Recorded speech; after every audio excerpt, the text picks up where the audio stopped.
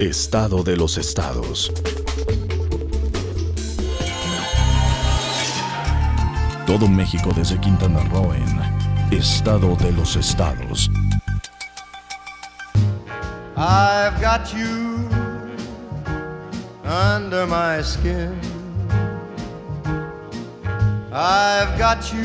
Muy buenos días, mi nombre es Dilia Arellano, el del señor es Jorge González Durán. A sus órdenes. ¿Verdad? Y los dos, desde hace varios años, pues estamos aquí acompañados de un grupo de periodistas. De los más destacados. Amigos todos, ¿verdad? Relevantes. Así es. Trascendentes, importantes. Comida, seguro. Para llegar hasta usted con algunos temas que, bueno, nos llevan a la reflexión en la mayoría de los casos. Pero, Jorge González, ¿ya viste mi vestido? Sí, es un vestido negro muy bonito. Tú me lo compraste hace 6 años y medio. ¿En serio? Es el que sale en los comerciales, fíjate. Hoy me lo quise poner para recordarte aquellas épocas cuando me querías y hasta me vestías. No te sigo queriendo. Y pero ahora, fíjate, bueno. ni me desviste. Antes siquiera me vestía, yo guardaba la esperanza de que algún día me quitara el vestido que me compró. Pero nada. ¿Tú qué opinas de eso, Hugo? Pues sí, se ha tardado mucho. Este compadre ya quedé que no rojo, cumple, ya. ¿verdad? Sí. Bonito, así es. Sí. Compadre, No, que sí no cumplo, le llega a cómo la no. comadre. ¿Vea que no es compadre? No es compadre. Oye, Jorge, ya te has puesto morado, Ya pero me- nomás te pones morado y ya. Me debo poner a mano, ¿verdad? Sí. Bueno, ya que no, por lo menos manténme para que no hable yo, ¿sí o Así no? es. ¿Tú qué dices, No, Julio? sí, tiene que Por lo menos para recuperar que o hables retomar bien. las responsabilidades de compadre, plenas. ¿Verdad? Tiene que entrar Plenas, con pero algo. plenas, con todo. Lo que sea. No, bueno, con algo Bueno, ya. bueno, Ay, sí. bueno. Ya, Bueno, sí. hombre. Bueno, Ya. con lo que pueda. Voy a Con todo tener lo que que pueda. decir... Con todo lo que pueda, sí. Como las viejitas de antes, ¿por qué no le has desbaratado el ñudo? ¿O tú qué dices, Santiago? Yo lo que oigo en la calle es que tanto de Jorge y de Lilia me hablan como la pareja Ideal. ideal y la pareja que está de moda, ¿no? En los medios. Fíjate, de moda. Ándale. Fíjate. O sea que ya estoy de moda como tu tía la viejilla de Alba. La Roquita de Alba. ¿Sí? Como sí. para salir en la revista Hola y en Efectivamente. quién. Aquí Y... porque no existe el Ola de Cancún, pero además sería portada. Imagínate tú con la portada de Caras. No, pues te llevas toda la portada, compadre. Pues sí. ¿O tú qué dices? Pues sí, está bien. Sí, Creo que- que también tenemos que reconocer la elegancia de Lilia, sobre todo porque pues los hombres pocas posibilidades tenemos de variarle una camisa, es casi igual a cualquier otra. Pero las mujeres tienen la oportunidad de usar muy distintos tipos de ropa y tú te vistes muy bien. Tipos de pelo, colores de Pero pelo. fíjate lo que son muchas las opciones. cosas. Jorge tiene buen gusto. No me digan ustedes que este vestido no es muy bonito. Muy bonito. Nadie ha dicho que no es bonito. Bueno, Sí. no, tú lo compraste. Llegó y me dijo, mira, me encontré esta oferta. Y te No, la no era compré. oferta. Sí, sí era O sea, oferta. Sí era oferta. Del 2x1, no. No era el 2 por 1, pero me dijiste que tenía el 70% Tenía de etiqueta descuento. roja, tenía etiqueta roja. No, sí. Lo bueno es que no fue. Imagínate descuento y en un outlet. No. No había buen fin, eso es lo que sí tienes de garantía. Sí, en ese tiempo no había buen fin. Pero bueno, yo lo quise halagar poniéndomelo para el comercial de Estado de los Estados, ¿verdad? Y luego dije, bueno, pues ahora se lo voy a restregar. Porque mira, ya crecí, ya me quedó zancón. Sí, sigues creciendo. No había manera de que me compraras otro. Sigues creciendo en talento, en inteligencia, en presencia, en fin. Justo cuando he decidido convertirme en una abuela normal. Normal. ¿Qué es eso de ser abuela normal? Pues voy a hacer panquecitos, voy a empezar a tejer, cosas por el estilo. Pues eso es ser una abuela normal. ¿O no? ¿Cómo era tu abuela? Era muy hogareña, muy dedicada a la familia, ¿Qué volé? ¿Ya ves? muy cariñosa con los nietos, ¿Ya ves? Yo nomás regaño. muy solapadora de los nietos Eso sí soy. y Pero algo muy importante, yo creo. Y muy sabia. Hugo, vivía en el campo. Vivía sanamente. Vivía con toda esa naturaleza que rodea a las gentes del campo. y que finalmente se convierte en una buena salud, que se convertía en una buena alimentación. Buena alimentación, ¿en qué sentido? Las gallinas comían maíz, los fertilizantes eran distintos. Bueno, llevaba el maíz al molino, el Al nixtamal, nixtamal. llevaba al molino, iba al mercado. Las tortillas tenían ese ingrediente, ese calcio que, bueno, pues difícilmente veíamos a nuestros Yo campesinos me acuerdo- chimuelos, ¿eh? Me acuerdo de Muy las- difícilmente. Yo me llego a acordar de las ranitas que te daban cuando estabas niño y que te estaba torteando, te acercabas allá, agarrabas la tortilla, todavía no estaba completamente Inflado todavía. inflada, y la hacía bolita y le ponía de la misma agua donde se enjuagaba las manos Para tortear. para tortear, de ahí le ponía un poquito de agua y un poco de sal, y esta tu ranita era riquísima, ¿no? O le embarraban un poco de unto, de manteca, Así es, y te hacían un burrito, así le es. llamábamos en Guanajuato. unas gorditas o unos pimes, Entonces como se uno dice en la siempre- península, con manteca, ¿no? Uno Con siempre veía que manteca estaban torteando un y poquito siempre de se toque de animaba, sal. ¿no? Porque te toca. Ya, ándale, toma, vete para allá porque te vas a quemar o vas Ve a ver si ya puso la marrana. Ándale. Pero siempre con cariño, ¿no? Siempre, Sí, claro. siempre cariñoso. Pero, ¿qué pasó con nuestro campo? Fíjense ustedes que Se volvió un camposanto. pues no es indiscreción, porque César Abelardo Martín es un amigo nuestro, es el director de comunicación de Zagarpa. Estuvo hace unas semanas Martínez y Martínez, a quien yo muy cariñosamente, y dadas sus inclinaciones, le digo Marimar. Por lo de Martínez y Martínez, obviamente. Aquí invitado por los grupos de avicultores que hicieron aquí su convención. Y yo le reclamaba a Abelardo cómo era posible que llegasen a un lugar turístico, viniera este señor que tiene una responsabilidad enorme, pues es ganadería, pesca, avicultura, alimentos, campo, todo lo que tiene que ver con el estómago. ¿Cómo puede llegar a un lugar turístico? Es que los avicultores lo decidieron. Sí, está bien, si nadie está diciendo que ellos lo determinen de una manera diferente.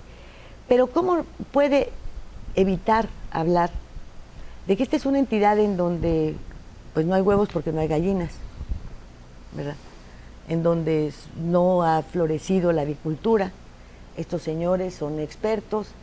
¿Y por qué no hablar de las oportunidades que puede haber en el campo quintanarroense para incentivar esta actividad, en donde pues todo lo tenemos que traer de Yucatán, etcétera? Le digo, ¿por qué este Marimar no habla de eso y aprovecha los foros en donde tiene reunidos a los que saben, ¿no? Después se van a Mazatlán, pues, que es un lugar de agua, donde hubo también una flota pesquera, donde hubo todo eso, con los ganaderos. Y tampoco habla de lo que puede hacerse en el lugar en donde se encuentra.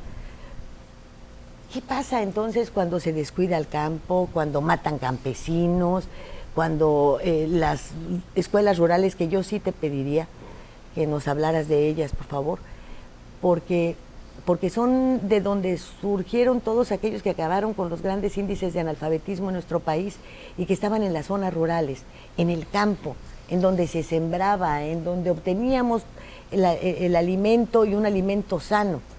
¿Qué pasa con todo eso? A ver, díganme ustedes, a ver si algo puedo entender. Pues yo veo una práctica desaparición de la actividad del campesino normal, porque hay ejemplos muy distintos de productores que tienen grandes apoyos, que tienen un importante capital y que exportan, casos como lo del tomate, como el aguacate, si vamos a las pesquerías, el atún, el aguacate ahora, por cierto, también metido en otros temas que no son Hasta precisamente empresariales, ¿no? Desde siempre, desde todo lo que fue el siglo pasado, una tendencia a la urbanización de la población, pero esta se acentuó terriblemente desde que entró en vigor el Tratado de Libre Comercio, por la simple y sencilla razón de que Estados Unidos subsidia entre el 60 y el 70% de sus actividades agropecuarias, y aquí simplemente se dejó al mercado, y el mercado pues es de los que tienen para invertir. Los campesinos que vendían ese excedente de su producción de traspatio, o incluso que tenían sus parcelas en los ejidos, dejaron de tener un incentivo en producir, y se dedicaron a otras actividades. Los pocos que lo hacen es ahora solo por subsistencia. Hay escasos ejemplos en este país de producciones que son rentables, y si lo son en verdad por grandes inversiones y porque los gobiernos los consienten a ellos como grandes empresarios. El campesino de a pie, el campesino normal, es ahora pobre e incluso está en el borde, si no es que cae de plano, en la inseguridad alimentaria, en el hambre. Esta cruzada contra el hambre creo que fue un nombre que se quiso hacer bonito, pero refleja una realidad terrible del país, y es esa, que no hay producción agrícola. Complementando lo que decías, Hugo, Oscar, sí, yo lo veo, es decir, yo tengo relación, yo soy nacido en Chetumal, pero tengo familia, mi familia es de Yucatán, y todavía tengo, de manera periódica, voy a un pueblo cercano, aquí a 2 horas en Yucatán, que se llama Calotmul, que es un pueblo que durante muchos años, hace la época de mis abuelos, fue una comunidad boyante con la producción que tenía de yuca y de otros productos. Después, con el abandono paulatino que hubo del campo mexicano por parte del gobierno, que incluso hubo un desmantelamiento de las instituciones que financiaban las actividades productivas, como el Ban Rural y otros organismos, y con el surgimiento de Cancún, gran parte de la población de ese lugar se movió para acá. Vino a Cancún a trabajar de taxistas, en los hoteles, en un montón de cosas, ¿no? Y la población que queda a pesar de ser un municipio rural, es una población que vive esperando que cada 2 meses le depositen 600, 800 pesos de esos programas que tiene el gobierno federal de apoyo supuestamente al campo, ¿no? Que no es más que para paliar una necesidad económica de la mayoría de la población. Y coincido contigo que todo eso se acrecienta o se acentúa con la firma del Tratado de Libre Comercio, cuando el gobierno se da cuenta que era más barato importar que hacer producir la tierra. Y se propicia esta situación y se termina de desmantelar todas las instituciones que apoyaban al campo mexicano, y de ahí hasta ahora, ¿no? Que no hay programas de producción, de apoyo, de siembra, apoyos a la producción de todo esto, de productos que sean rentables para el campo mexicano. Yo creo que esto comenzó desde mucho antes del TLC. Comenzó desde que se pervirtió la Revolución Mexicana, cuando los gobiernos, pues quizá desde Miguel Alemán o desde Ávila Camacho, convirtieron a los ejidatarios en grandes productores de votos nada más. Y el campo producía votos, pero no producía alimentos. Y se convirtió al ejido en un ente de paternalismo. Los ejidatarios, produjeran o no produjeran, de cualquier manera tenían estas migajas que se les daba, y se convirtió en el gran núcleo de la corrupción a través, pues, del Banco de Crédito Rural, por una parte, y lo peor es que a través de las grandes aseguradoras, que también eran oficiales, se siniestraron miles de hectáreas, y entonces iba la aseguradora. Y la entrega y la regularización de la tierra también fue otro negociazo. Posteriormente vino eso. Cuando Echeverría y López Portillo, hubo un programa que se llamó el Programa Alimentario Mexicano.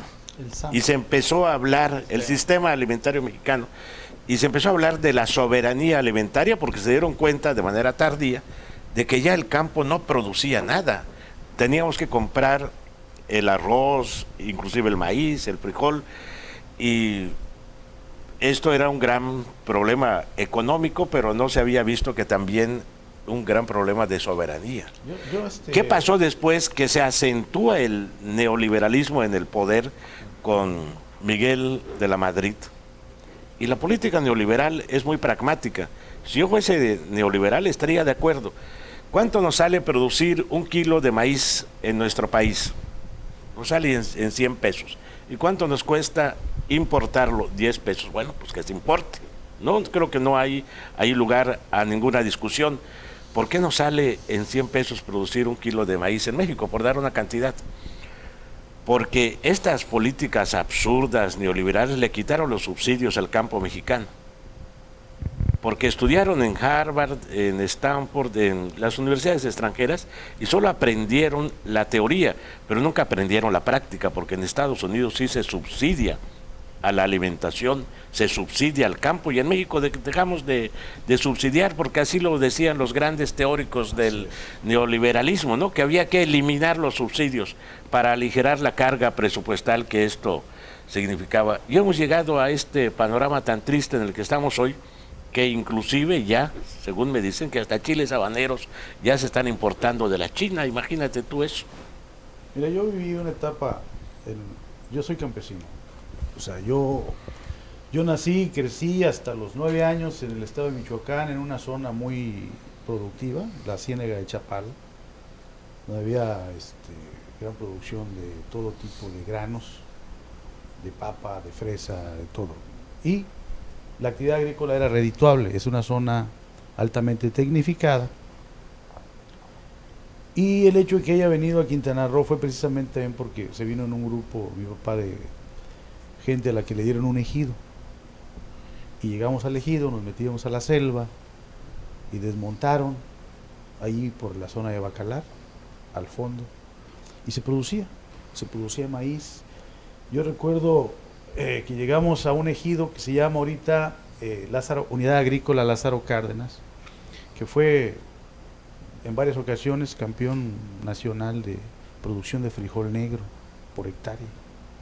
Y yo iba a las tierras y veía montañas de frijol negro que se cosechaba y se tiraba.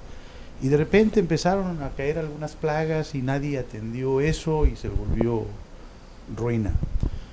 Después se cultivaba el maíz en las zonas a spec, pero había producción de maíz y se sacaba la producción de maíz a las bodegas con Azupo, que había en Xurjá, que había en Nicolás Bravo, que había en algunas áreas. ¿Por qué?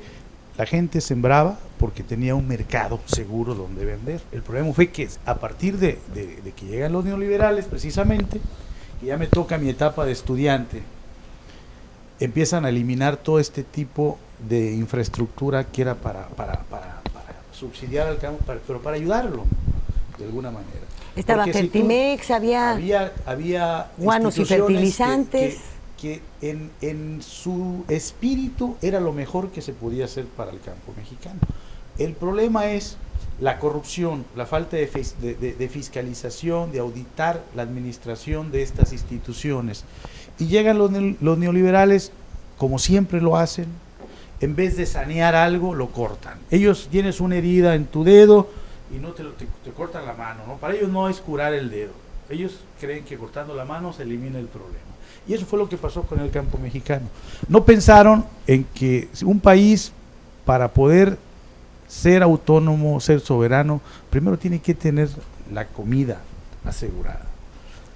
Y pues no es posible que hayan subsidiado por negocios, pero además, ¿por qué han imperado también los negocios familiares, los negocios del poder? ¿Por qué tronaron y desincentivaron el cultivo del maíz en este país, que es el principal alimento?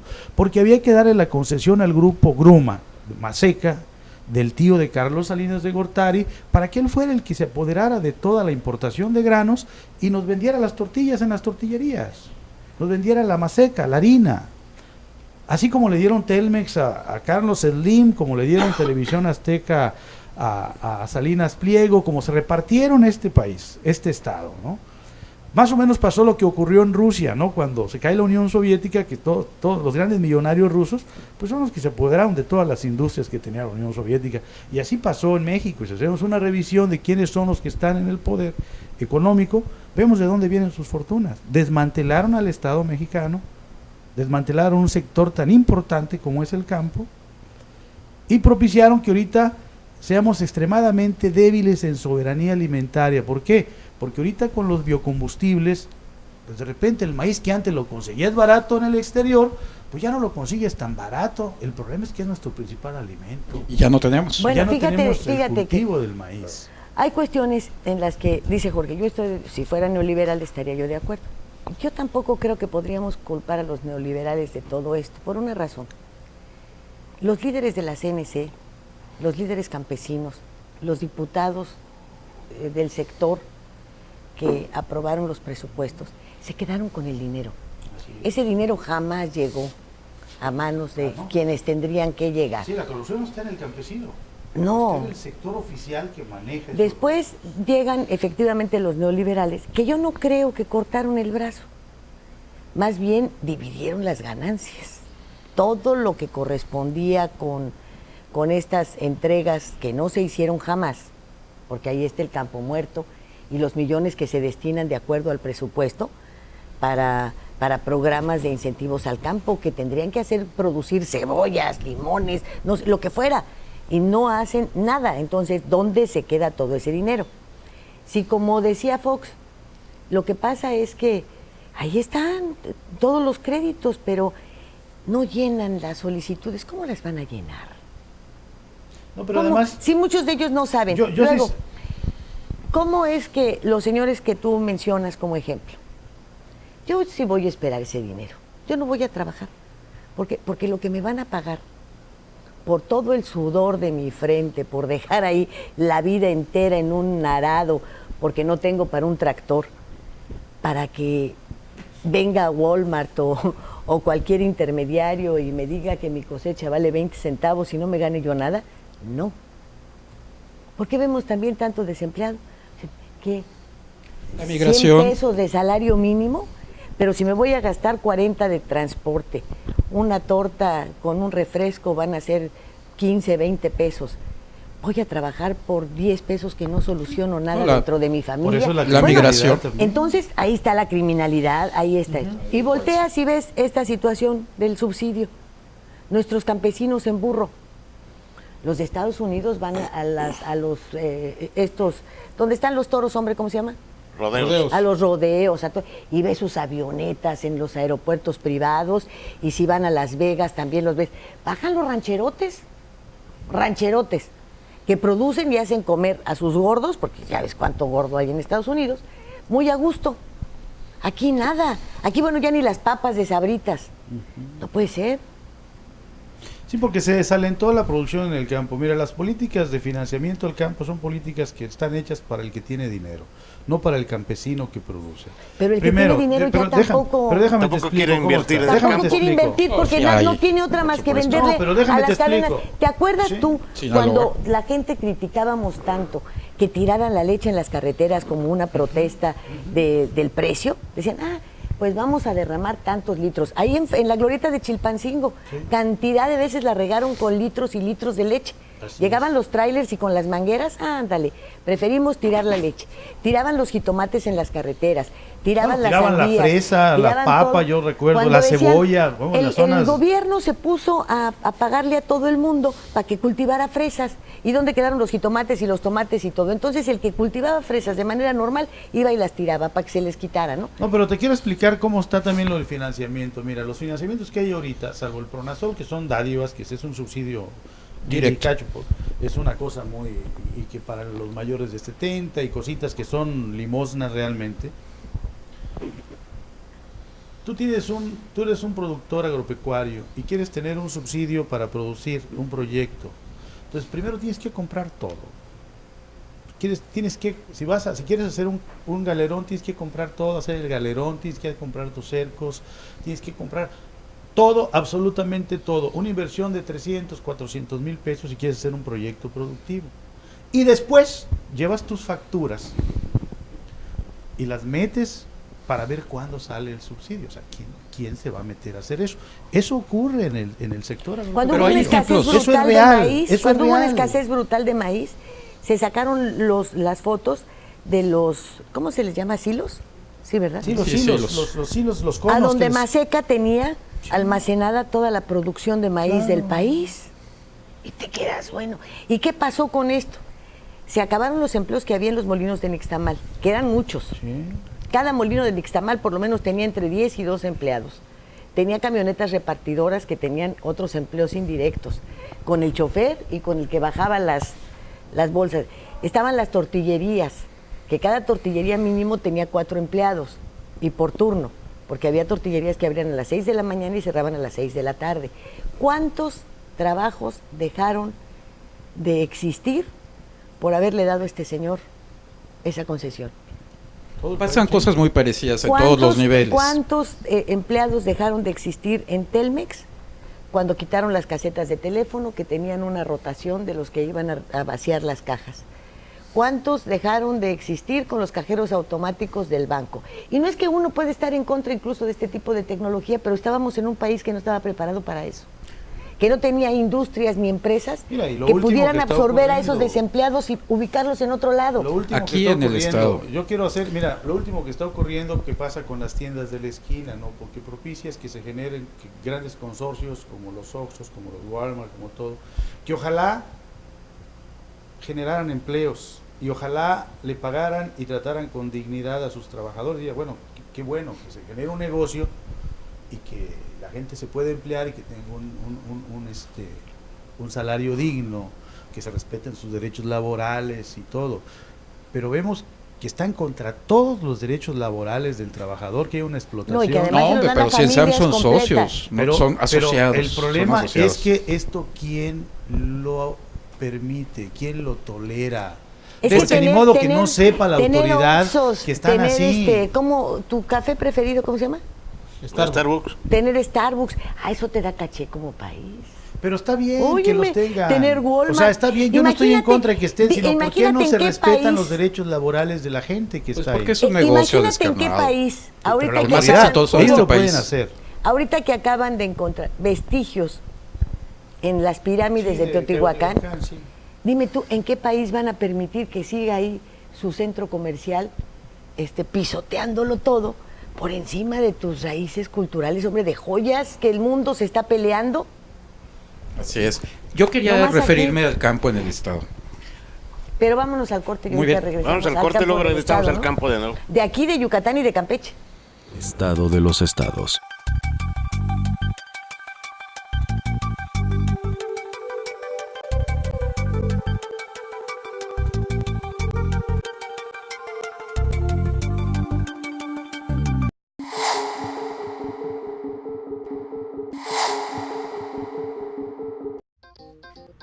Cállense, decía la gente cuando alguien preguntaba en 1928 quién había mandado asesinar al entonces presidente electo Álvaro Obregón.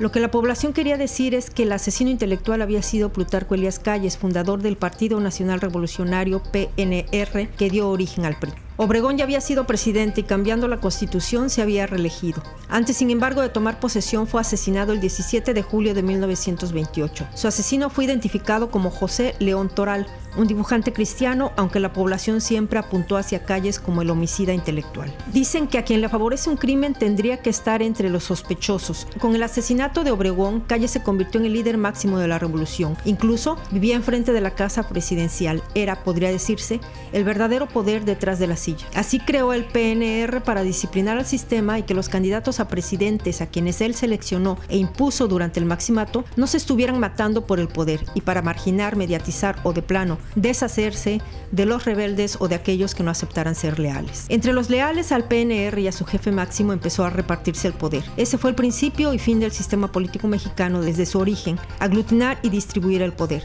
El desarrollo social y económico de México nunca ha sido un fin, sino en algunas épocas fue un producto más que nada de la estabilidad. El sistema por eso ha tenido que deshacerse de los rebeldes o descontentos que pudieran alterarlo. En algunos casos basta lo que se conoce como concertación. En otros ha cometido crímenes de Estado. En esta estructura, algunos priistas ven al asesinato de Luis Donaldo Colosio como un pequeño golpe de Estado. Dicen que con su muerte el sistema eliminó la continuidad del salinato en el poder, aunque por todos los medios se haya difundido que el expresidente Carlos Salinas de Gortari era la sombra que detonó el disparo, que es, según el discurso más difundido, el gran villano de México. En En realidad el grupo salinista tenía hasta antes de 1994 cierta legitimidad en el sistema. Había logrado con eficacia golpear e incluso deshacerse de la oposición, sobre todo de izquierda. Había concentrado bastante poder como para perpetuarse con un jefe máximo tras la silla. Lo que le falló es que empezó a distanciarse del Estado. Abandonó la ideología revolucionaria y se inclinó al neoliberalismo. Los priistas más tradicionales y los políticos de izquierda, que en su mayoría habían sido priistas, querían el regreso al sistema estatista, a la clientela cautiva de los amplios sectores que habían mantenido cohesionado y sin alteraciones el viejo régimen desde Plutarco Elías Calles. En ese rumbo fue avanzando el país. Después de Ernesto Zedillo, sucesor de Salinas, el poder presidencial se alternó por primera vez en México. No fue necesario un crimen, sino una negociación que suavizó la transición de la banda presidencial al panista Vicente Fox. El sistema político mexicano se fracturó aún más. El nuevo régimen no solo se alejó del Estado, sino incluso de su relación con el poder. Así surgieron muchos grupos poderosos como los gobernadores, a los que se les llegó a llamar virreyes. Al mismo tiempo, los grupos del crimen organizado se fracturaron igual en células incontrolables, sin códigos y ninguna medida en la violencia y el terror que extendieron por el país. Ahora, en este punto en el que es difícil separar los asesinatos políticos de los crímenes cometidos por el narco, se ha suscitado la muerte de varios líderes del sistema en los últimos años. 3 altos funcionarios relacionados con la seguridad nacional murieron en accidentes aéreos antes de las elecciones presidenciales del 2012, cuando el PRI regresó a ocupar Los Pinos. El 21 de septiembre de 2005 murió en un percance aéreo en el Estado de México el secretario de Seguridad Pública Ramón Martín Huerta, quien era además el amigo más cercano del entonces presidente Vicente Fox dentro de su gabinete. El 4 de noviembre del 2008 murió Juan Camilo Muriño, secretario de Gobernación, al caerse el jet en el que viajaba en la Ciudad de México. Justo 3 años después, el 17 de noviembre de 2011, murió otro secretario de Gobernación durante la presidencia de Felipe Calderón, Francisco Blake Mora, luego que se desplomó su helicóptero. Igual en 2005, pero en el mes de diciembre, el gobernador de Colima, Gustavo Vázquez Montes, murió al estrellarse un jet privado en Michoacán. Vázquez Montes, del Partido Revolucionario Institucional, había estado en el puesto aproximadamente un año después de ganar unas disputadas elecciones que tuvieron que repetirse. También fue un sonado crimen el del candidato del PRI a la gubernatura de Tamaulipas, Rodolfo Torre Cantú, quien resultó muerto en una balacera en junio del 2010 en el municipio de Soto la Marina. En todas estas muertes no se sabe aún si en realidad fueron causadas por un accidente, por el narco o por el propio sistema que, fracturado, reclama cada vez más muertos en el país.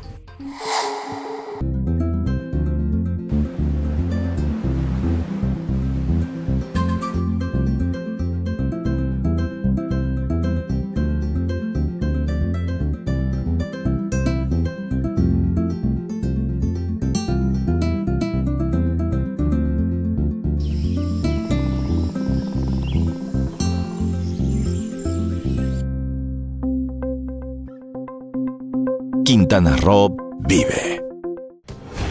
Las cosas que queremos, los proyectos que empiezan, las ilusiones concretadas, necesitan una asesoría legal y una base concreta.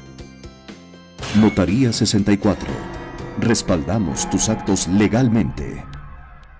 Mare Publicidad. Lleva tu mensaje a donde está la audiencia. Tenemos la mejor opción para publicitar marcas, productos y servicios. Contamos con 200 pantallas de alta definición en unidades de transporte urbano, instaladas estratégicamente para que todos los pasajeros puedan ver nuestra programación. Recorremos las principales rutas del centro y zona hotelera de Cancún y Playa del Carmen, ofreciendo un formato dinámico que se actualiza cada 24 horas y garantiza más de 80,000 impactos diarios. Forma parte de la innovación en publicidad. Anúnciate con nosotros. Mare Publicidad. Comunicación de alto impacto en el momento y lugar correcto.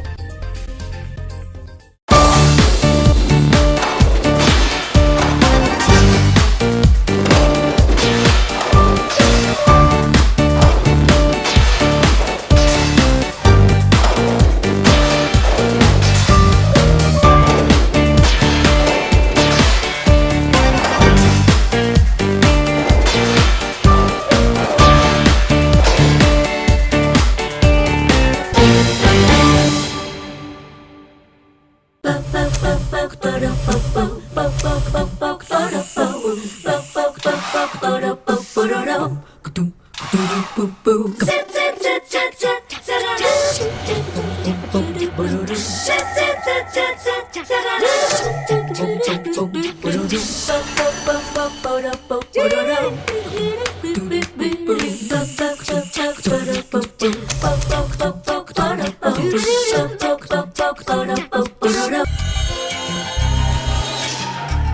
Todo México desde Quintana Roo en Estado de los Estados.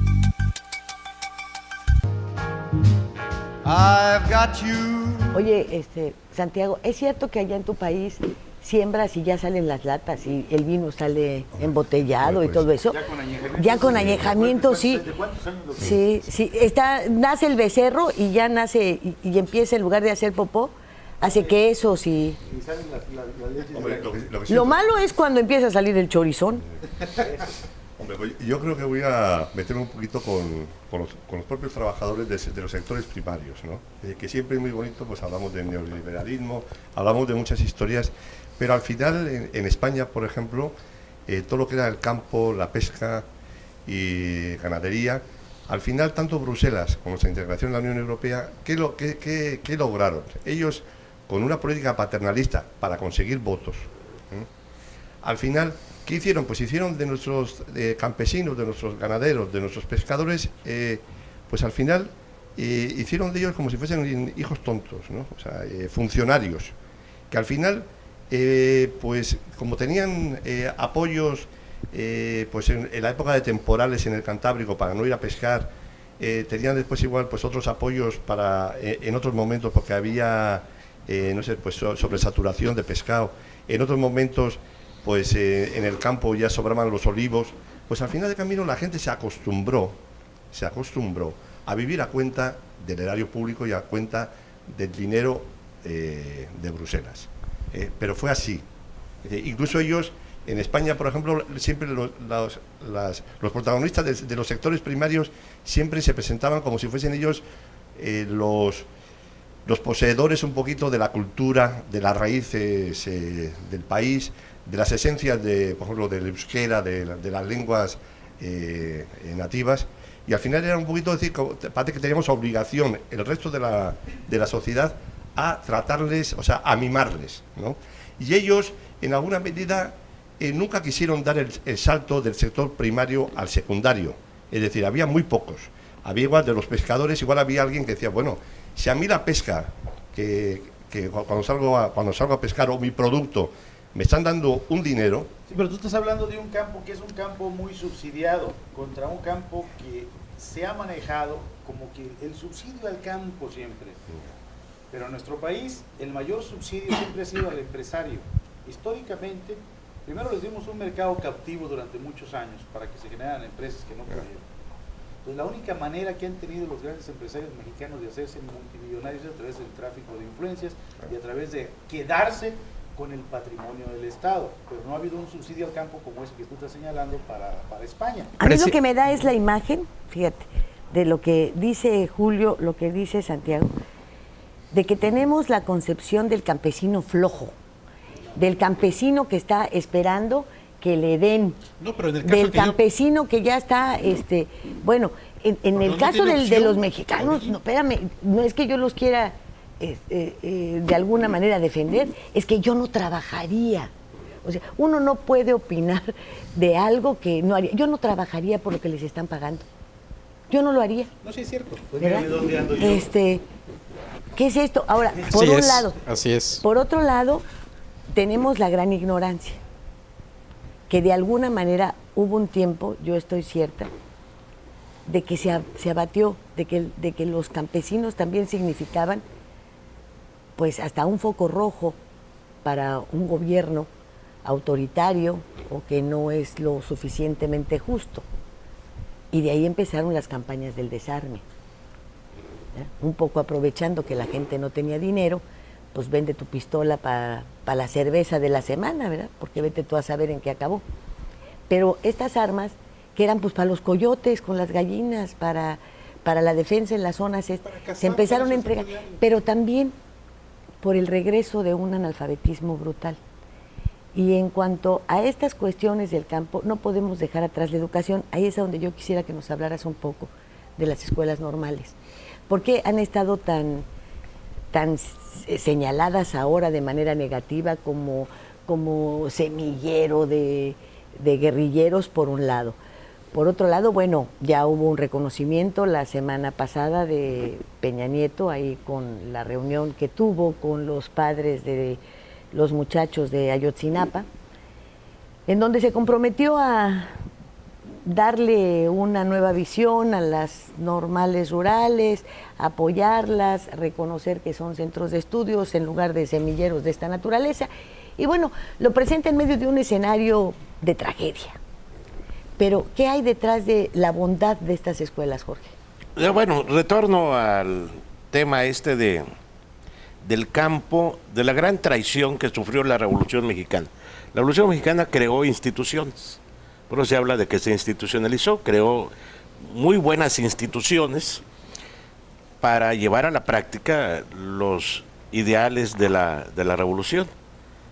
Creó el Banco de México y creó en todos los aspectos de la vida pública del país instituciones, entre ellas la educativa, la más fuerte, porque siempre se pensó, como ahora también se dice, pero ya no se lleva a la práctica, de que la educación es la herramienta para transformar a la realidad. En 1910, la inmensa mayoría, el 90 y tantos % de la población mexicana era analfabeta, porque la mayor parte también, la inmensa mayoría de la población era rural, vivía en el campo. Entonces, cuando la revolución se institucionaliza, es decir, cuando acaba la guerra y se empiezan a crear estas instituciones, en el gobierno de Álvaro Obregón se le da un énfasis especial a la educación, con José Vasconcelos como secretario de Educación, se crean las misiones culturales, en fin, y se dan cuenta de que hacen falta profesores para ir a educar en el medio rural, y se crean las normales rurales como semillero de educadores cuyo destino es el campo. Profesores capacitados no solamente para llevar al alfabeto, sino también para llevar rudimentos de agricultura, de cómo mejorar los sistemas de agricultura, de siembra, de cosecha, llevarlas un poco de las nuevas tecnologías para hacer más eficaz el cultivo en el campo y también para organizar a los campesinos. Se daba en las normales rurales capacitación para el fomento a las cooperativas agrícolas, sobre todo, para ayudar a los campesinos a crear cooperativas, y fueron un éxito. Durante Cárdenas se crearon más. ¿Cuántos fueron? Llegaron a ser en el país 28 normales rurales. 28. Prácticamente una por cada estado. Prácticamente una por cada estado. Creo que solamente en las Californias no había normales rurales, pero había en Sonora, había ¿Aquí en en Quintana Chihuahua. Roo había? Aquí en Quintana Roo no, porque estaba la más cercana era aquí la de Yucatán, en Tecás, en San Diego, Tecás, donde yo estudié. Salió la Bacalar? Pero no como normal rural, ya como una normal. No, ese es normal. Normal. ¿Qué pasó? Así de manera, una plática muy dispersa. Los egresados de las normales rurales tenían aseguradas sus plazas para dar clases, porque eran internados, hay que decirlo, ¿no? Internados. ¿Y cómo se vivía? Pues se vivía, la mayor parte éramos hijos de campesinos o de gente pobre, porque era una beca. Accedían, no sé, a presentar concursos de admisión 1,000 jóvenes y eran aceptados 60, 80, en fin, ¿no?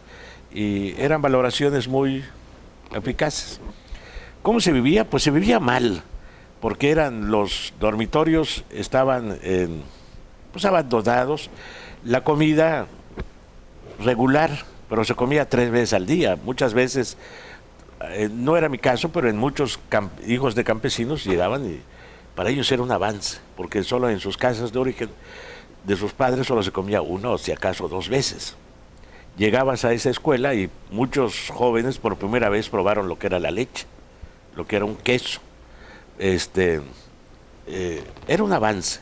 Teníamos maestros excelentes, porque ahí vivían en la normal, en el internado como nosotros, claro, en casas distintas, pero maestros muy comprometidos con esta formación en cada escuela había, desde su formación, era institucional, unos clubes de le llamaban clubes de formación política e ideológica, que te formaban en la ideología de la Revolución Mexicana. ¿De la historia del país? De la historia del país. A mí me interesó esto, y fíjense, se lo comparto porque es muy interesante. Yo le decía a uno de los maestros de historia, le digo, me interesa la historia de la Revolución de México. Porque te decían, ¿qué te interesa? Hay historia de la Revolución Mexicana. Entonces me decían, si te interesa la historia de la Revolución Mexicana, lee a Martín Luis Guzmán. En las novelas de la Revolución Mexicana está la verdadera historia. Y me recomendaban los libros de los 3 tomos de la breve historia de la Revolución Mexicana de don Jesús Silva Herzog, el viejo. Y entonces se armaban discusiones, debates acerca de... eran normales rurales enclavadas en el campo, pero ahí se analizaban la situación de la Unión Soviética, la situación del mundo. Era en un pequeño lugar, enclavado en la selva, estaba el mundo girando. Y entonces las técnicas para dar clases, desde el primer año, te mandaban al campo a dar clases. Eras auxiliar de los maestros, con los elementos que tenías, pero para vincularte al campo. Eras auxiliar de los profesores titulares de primaria. Tú hacías el trabajo, la talacha, ¿no? Entonces, ¿qué pasó? El gran orgullo de los padres era que su hijo estaba en una normal, porque al salir tenía una plaza segura y el sueldo de los maestros era más o menos decoroso.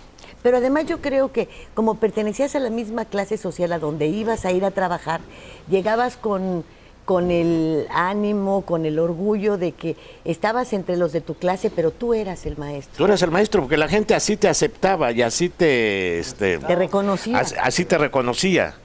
Tenías una influencia moral en la comunidad. Y claro, el maestro era esperado, porque llegabas a ser un factor de cohesión, no solamente para dar clases a los niños. El maestro trabajaba todo el día orientando a los campesinos y en fin, ¿no? Y te daban a cambio de eso un lugar para vivir y tenías un lugar para comer, en fin, todo eso, ¿no? Y tenías sobre todo la plaza que te garantizaba un sueldo y era una vejez. Era un factor de ascenso social. En una familia donde había un profesor rural y la familia ya con el sueldo del hijo, la casa mejoraba de sus padres, en fin, ya tenían un vehículo popular, pero podían tener un vehículo. Había una vinculación muy estrecha del profesor rural con las causas de los campesinos. Con la comunidad donde estaba. A mí me tocó en el 6º año un maestro salido de ahí, de la normal rural, que es el en Campeche estaba el Chacán y está en la de Tecash. ¿Y luego? Luego, para terminar, es esto, que ahora viene otra vez la palabra neoliberal. Hay que concursar todo, los más aptos, pero no son los más aptos, son los más privilegiados. Con esto de la reforma educativa, pero desde antes, ya los egresados de las normales rurales no tenían derecho a una plaza. Tenían que concursar en una situación de desventaja con los egresados de las normales, porque además hubo esa política equivocada de crear normales en varias ciudades, con la autorización de la SEP. Entonces, un joven egresado de una normal rural tenía que competir con un egresado de una normal de privada, la ciudad privada, y el rango de conocimientos era distinto. Sí, los de la ciudad no sabían, los de la ciudad no sabían además cómo orientar a sembrar a los campesinos, cómo orientarlos a formar una cooperativa, los derechos de los campesinos. Pero al cancelárseles la plaza a los egresados de las normales, se afectó directamente al medio rural, porque los egresados de las normales de las ciudades no querían ir al campo. Claro. No querían ir al campo. ¿Y de las 29 cuántas quedan? Ya quedan creo que 14 o 15. Y con el estigma, ¿no? La última en cerrar fue la del estado de Hidalgo, la del en el Meche, que la cerró el actual secretario de Gobernación. Ha habido una campaña muy fuerte, muy brutal contra ellos. ¿Qué es lo que dicen de los estudiantes de los normales rurales? ¿Cuáles son sus primeras? ¿Por qué se manifiestan? Porque cuando está terminando el ciclo escolar, tienen que salir a la calle a presionar a las autoridades para que les den una plaza, para poder trabajar, porque ya el Estado los formó en una normal rural que es estatal, que pero tenía además, una beca algunos pobre, de ellos lo que ya sea, salen con y licenciatura. no, todos ya salen con licenciatura, pero Sí, y sales a la intemperie, ¿no? Entonces es ahí donde el Estado te desampara y entonces ellos tienen que presionar y de repente están en esta situación de desventaja y todavía tienen que salir y nadie los escucha y a veces tienen que tomar un vehículo, 2 o 3, secuestrarlos, como se dicen, para botear porque las becas llegan tarde. No hay que comer en las normales rurales. Están en la marginación total, así prácticamente para que desaparecieran. Y entonces todavía los asesinan, los matan y los acusan de ser semilleros de guerrilleros. En fin, ni siquiera los guerrilleros que realmente surgieron de ahí eran guerrilleros per se.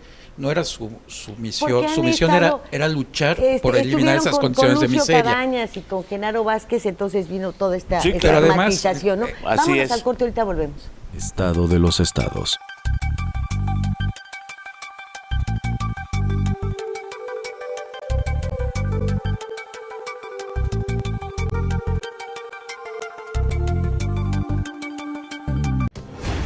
Las cosas que queremos, los proyectos que empiezan, las ilusiones concretadas, necesitan una asesoría legal y una base concreta. Notaría 64. Respaldamos tus actos legalmente.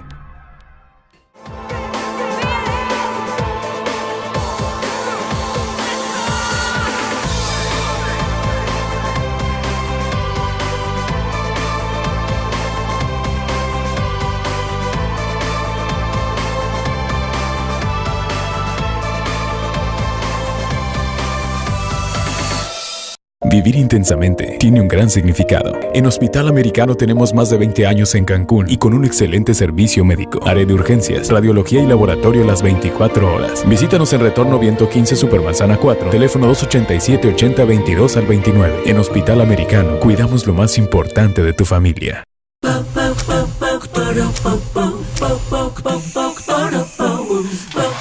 En Scissors encuentras la elegancia,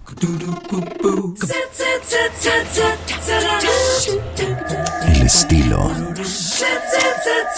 la moda y el glamour para que te veas espectacular.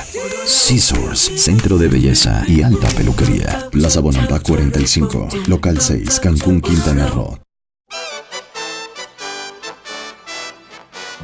Datos, hechos, nombres y apellidos son cosas de la noticia. Nuestro periodismo no es nada personal. Estos días, el semanario de Quintana Roo. Al servicio de su punto de vista.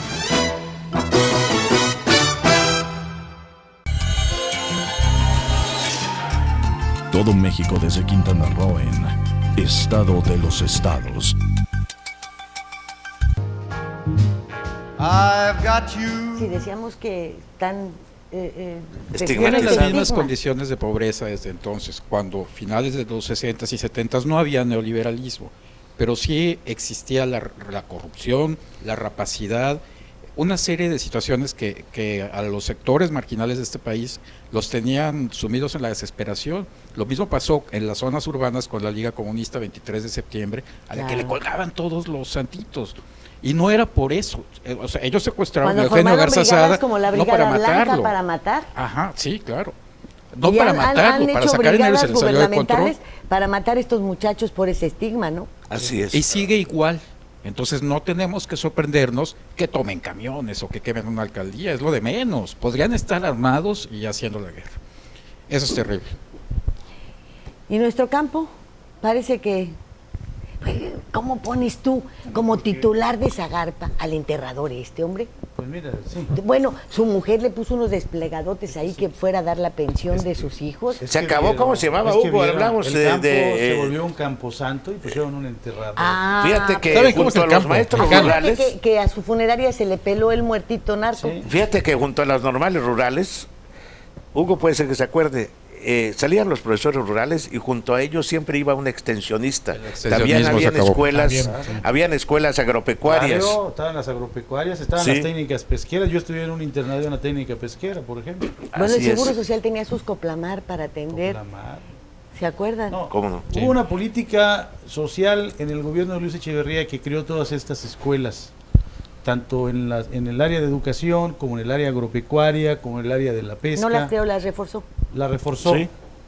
No sé. Y ya cuando terminan con López Portillo, cuando empieza Miguel de la Madrid. Sí, pero es que también por el pensamiento de Echeverría también se creó, se tuvo la imagen de que todas estas escuelas estaban con el socialismo y que con el comunismo y con no sé qué, cuando lo único que hacían era estudiar nuestra propia revolución, nuestra propia historia. Y acabó también con el mar, ¿verdad? También los técnicos pesqueros. Igual, acabó con todo el sector primario. Apenas acaban de activar esas escuelas en Quintana Roo, los ETMAR, apenas. Oigan, apenas. Fueron fantasmas durante muchos años. Neoliberalistas que ustedes dicen. Sí, así es. ¿Alguna estrategia para acabar con nosotros? ¿También hay? Yo creo que sí. Puede ser. Está saliendo muy bien. Nos vamos, Julio. ¿En dónde te podemos ver? En palcoquintanarroense.com. Ahí y bueno, en Radio Fórmula, colaboraciones semanales,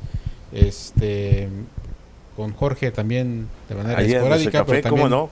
Y también en Contrapunto Radio, también desde hace algunas semanas. Y en las novedades de Quintana Roo, de Chetumal. Estamos en la revista Estos Días, el semanario de Quintana Roo, que aparece todos los lunes. Está en la página www.estosdias.com.mx y ahí me puede leer en La Cosa Pública. Estoy en Radio Fórmula también y aquí con nuestra gran amiga Lilia. Sí, además con una revista Jorge, que se la recomendamos hay que leer ampliamente, ¿verdad? Sí, la puede ver digital. Hay que pagar, pero se pueden ver anticipos de los reportajes que hay. Ahí. Sí, para que tengan un correo que hay que copiar la revista. Santiago Santamaría. Sí, en las revistas Educación y Cultura y El Bestiario, en el Keki, la columna del Bestiario, con Jorge González Durán, el del café, en tu programa. También está conmigo, no sé por qué no me cuenta. Y moliendo café, no. Ya me puso a pensar bastante. Oscar. En Palco Quintana Roo se publicó ahora mi columna diaria en Novedades de Quintana Roo, mi programa de televisión Café Negro, como se llama la columna, y Radio Turquesa, colaboración semanal, y algunas cosas más, aparte de estar aquí, con mucho gusto. Jorge González, hasta que no me compres un vestido nuevo, no puedes decir... Para el aniversario. Sí. Hasta el año que entra, hasta el 10 de mayo, no, fíjate que no. Pero mientras tanto, queremos decirle Pero que... no de oferta, ¿eh? Sí. Esta vez no. Todos nosotros podemos recibir sus recibos de luz, en donde tengan ustedes una queja, háganos el favor de darnos todos sus datos. Vamos a presentar una denuncia colectiva, un amparo colectivo, y tratamos de poner nuestro granito de arena, pues para frenar un poco toda esta serie de abusos de la que pues nos han hecho víctimas, ¿verdad? Sí, terrible, ¿no? Que iba a bajar la luz. ¿Dónde está tu correo? ¿Cuál es tu correo? Mi correo electrónico. Para que te manden Jorge G512. Jorge G512 @hotmail. ¿Ustedes quieren que les manden recibos? Sí, claro, por supuesto. Por favor. En el Facebook también, Jorge González Durán, en fin. A jsilva @palcoquintanarroense.com. Estos días @gmail.com. Creo que sabemos mejor cómo decir Gmail que muchas palabras en español ya. Pero bueno, el mío es columnacafenegro@gmail.com. Es Santi Burtubay @gmail.com. A ver otra vez. Santi. ¿Con Y o Y latina? Con Y latina. Santi Burtubay con Burtubay seguido. Sí, como la duquesa de Alba, que es Burtubay también, ¿no? Sí, ahí está. Bueno, liliarellano.com, y pues me parece que es suficiente para que tenga usted opciones y nos haga llegar su queja, que convertiremos en denuncia. Muchísimas gracias. También el agua, ¿verdad? Así es. También el agua. También el agua. Porque ya ve que hay tantas fugas. Muchas Mi fugas. vestido, ¿eh? Bueno, muy bien. Gracias. Buen día.